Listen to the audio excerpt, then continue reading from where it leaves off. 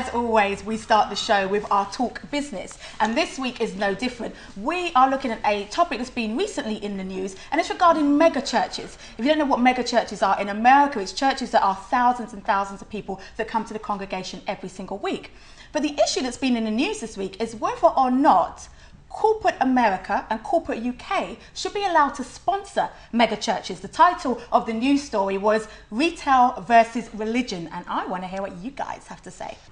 Well, for 20,000 people, you need facilities to provide for them, food, etc. And so if these companies are willing to sponsor, then why not? They're talking like ATM machines, McDonald's. 20,000 people, it's like a stadium. It just seems a bit extreme though. It does seem to sort of like take away the value of the church. It's almost like commercialising the church, isn't it? Well, it is commercialisation, I think. But I don't think it surprises me. I think that door's been open for a while. You've got schools that are, you've got banks that are building schools. You know, I think it was inevitable. I just think it's a school and a church. I do think they're completely different because I mean, you know, obviously the church is based on so-called moral values, isn't it? And I think, well, I mean, fair enough. But McDonald's within a church, you know, there's all sorts of connotations there.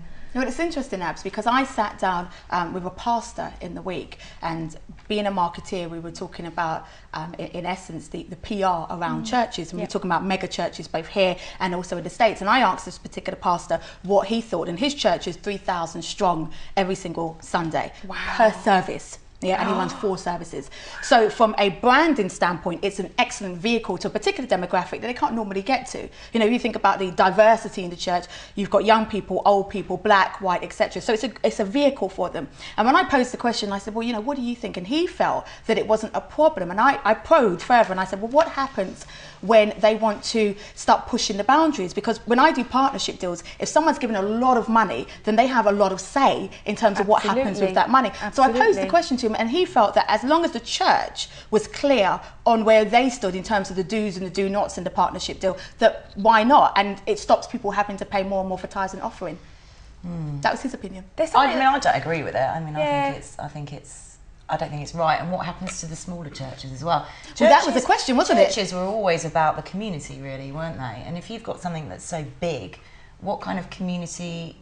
You know, it's like a mini town, isn't it? Really, pretty they much. have shuttle buses going up to the actual church, and they've got Starbucks in there. They've got McDonald's in there. I don't know. Their argument is that they're attracting more people. I think that also they're looking to attract more young people. And I remember when do you remember when Jamie Oliver did school dinners? Yes. And they could identify all the logos like Domino's Pizzas and McDonald's, but they didn't know what a cucumber was. So but it's interesting because in schools they've now stopped certain brands being able to put up place in the schools. So you can't have brands that, whether they beverages or whether they be gaming, that even entice obesity or encourage extra sugar in foods. All of those sorts of brands. So it's been stopped in schools. So that's been stopped in schools. But not in churches. It would appear not. It would appear not. So I don't know. I mean, it's a really difficult one. Something about it doesn't sit well with me though. I don't know. Something about it really doesn't. Exactly, and it might even end up like, you know, the smaller churches might. I know they're not businesses, but they might go out of business. You know, it's a bit like Tesco's versus the local butcher. I mean, I go to churches, you guys know, and I go to a church that's got a lot of people in it, and the feeling of having all of these worshippers in one place is fantastic. I think that, you know, in terms of mega church versus smallest church, I think that's one argument, and then there's a completely separate argument in terms of corporate companies being able to sponsor. Do you think it detracts from the reason why people go to church in the first place? Maybe. If you know on a Sunday you can get a nice Starbucks, a Big Mac, you know, some fries, and there's 3,000 people there, I just think it detracts from the reason why people might go to church. I think so, and also I think music, you know, concerts have gone too far as well. You know, you've got the Strongbow tent, it's the V Festival, you know, you've got VIP Virgin tent, VIP, whatever. It's just branding all over the place. I mean, when we lived in the States, I don't know about you, but occasionally, you know, New York's a fantastic city, we were in Manhattan.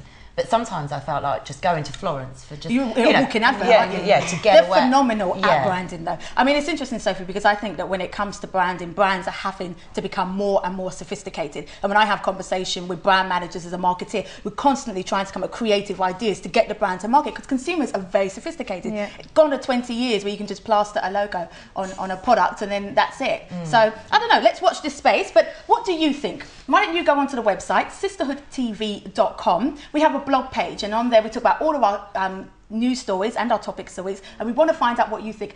Do you agree that at the end of the day, it stops the churches from having to fund things themselves, and therefore, what's the problem with Starbucks and McDonald's being in there? Or do you think, actually, no way, this is going too far? We want to hear from you.